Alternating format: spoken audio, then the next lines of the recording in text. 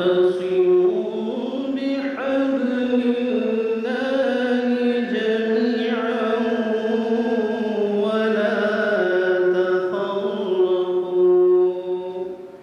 مل کر اللہ کی رسی کو مضبوط پکڑ لو اور تفرقہ نہ پیدا کرو۔ ہمارا مشن یہی ہے کہ الہی ہدایت کی روشنی میں سماج کی تشکیل نو کے لیے طلباء و نوجوانوں کو تیار کرنا۔ اختلافات کی دو وجوہات ہوتی ہیں، ایک تو ہوتا ہے جہالت اور ایک ہوتا ہے ظلم۔ اختلاف ان لوگوں نے کیا جن کو روشن ہدایت مل جانے کے بعد صرف اور صرف ایک دوسرے پر ظلم کرنے کی خواہش رکھی، اس وجہ سے اختلافات پیدا ہوئے، اور یہ اختلافات کو بڑی آسانی سے ختم کیا جا سکتا تھا۔ جن لوگوں کے دلوں میں نرمی تھی، محبت تھی، اللہ تعالیٰ نے اپنے اذن سے ان کو حق کا راستہ دکھا دیا۔ یہ ہمیشہ ہوتا رہے گا۔ ایک مسجد میں جاتا ہے ایک نوجوان لڑکا، شرٹ پینٹ پہنا ہوا ہے، ایک صاحب آتے ہیں کہ پیجامہ نیچے کرو، دوسری طرف دوسری مسجد میں جائے گا، کہیں گے پیجامہ اوپر کرو۔ یہ سارے مسائل میں ہوتا یہ ہے کہ وہ اتنا کنفیوز ہے اس پورا آشوب زمانے میں کہ جبکہ اس کی نگاہوں کے سامنے صرف فحاشی ہے، وہ مسجد کے اندر بیٹھ کے سکون حاصل نہیں کر سکتا۔ سوام بیننا و بینکم، اگر آپ غیر مسلموں کے سلسلے میں اسلام یہ دعوت دیتا ہے کہ آپ نیکی کے کاموں میں سب کا ساتھ دیں، تو آپ مسلمانوں کے درمیان یہ کام کیوں نہیں کر سکتے؟ صحابہ کرام کے تعلق سے کہا گیا تھا شعر میں، وہ معزز تھے زمانے میں مسلمان ہو کر اور ہم خوار ہوئے تارک قرآن ہو کر۔ دیکھو، اللہ کی اطاعت کرو، رسول اللہ صلی اللہ علیہ وسلم کی اطاعت کرو اور تنازع نہ کرو، لڑائی جھگڑے نہ کرو، تم کمزور ہو جاؤ گے، تمہاری ہوا اکھڑ جائے۔ کہا گیا ہے خیر الامور اوسطھا، بہترین راستہ درمیانی راستہ ہوتا ہے۔ واعظ تنگ نظر نے مجھے کافر جانا اور کافر یہ سمجھتا ہے کہ مسلمان ہوں میں۔ اسلام کنسٹرکشن کا نام ہے، جاہلیت ڈسٹرکشن کا نام ہے۔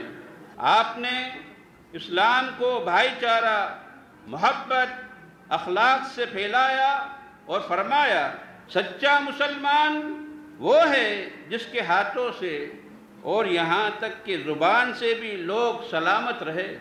اور یہ امت جو کبھی کسی وقت پوری دنیا کی خیر خواہی کے لیے منٹ میں کھڑی ہو جایا کرتی تھی، آج اس امت کا خود کا کوئی دیکھ بھال کرنے والا نہیں۔ اسلام کی تعلیمات کے اندر وہ طاقت ہے، اسلام کے قوانین اور قواعد کے اندر وہ قوت ہے کہ یہ طاقت اور قوت پوری انسانیت کو بالکل سکون اور چین کی زندگی دیتا ہے۔ میں دوستو، اس پلیٹ فارم پر آ کر ان تمام باتوں پر سوچنا ہوگا، ہمارا اجتماعی زکوٰۃ کا نظام ہو، ہمارے بچوں کی صحیح تعلیم اور تربیت ہو۔ شعر پڑھنے کا دل چاہتا ہے کہ متحد ہو تو بدل ڈالو نظام گلشن، منتشر ہو تو مرو شور مچاتے کیوں۔ وہ اسلام جو اگنی کے 7 پھیرے لینے والے جوڑے کو بھی یہ کہتا ہے کہ اگر تم نے لا الہ الا اللہ اور محمد رسول اللہ کہہ دیا تو تم مسلمان ہو گئے، تو ایک لا الہ الا اللہ اور محمد رسول اللہ کہنے والا اگر کسی مسلمان کی نماز جنازہ پڑھ لے تو اس کا نکاح کیسے باطل ہو سکتا ہے؟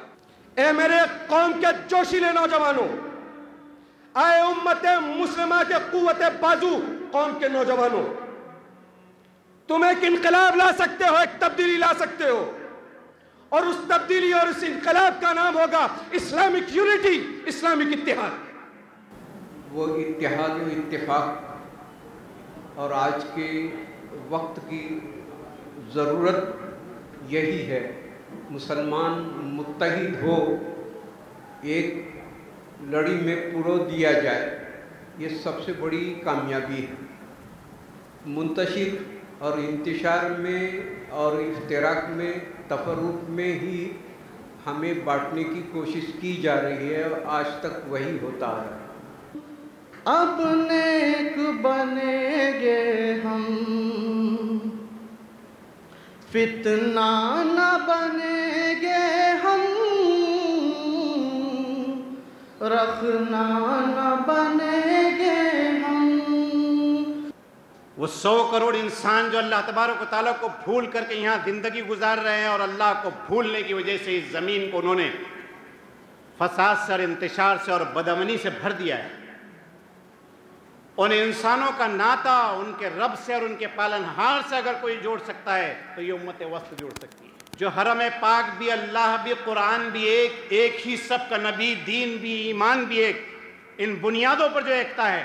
میں نے آپ سے کہا کہ ہماری عقیدے کی ضرورت، ہمارے دین کی ضرورت، ہمارے نصب العین کی ضرورت ہمارے مشن کی ضرورت، ہمارے سروائیول کی ضرورت، ان ساری ضرورتوں کو ہم اپنے ذہن میں رکھیں کہ ان سارے اعتبارات سے اتحاد ہماری ضرورت ہے۔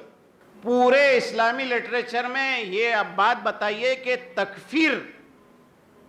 تکفیر کے سلسلے میں کوئی اصطلاح، فقہی اصطلاح جو ہے پورے اسلامی لٹریچر میں موجود ہے؟ قرآن میں، سنت میں، اجماع امت میں تکفیر کہ کسی مسلمان کو کافر بنا دیا جائے، یہ اس کی بنیاد ہے، ایسی کوئی جو ہے کوئی باب موجود ہے؟ نہیں ہے۔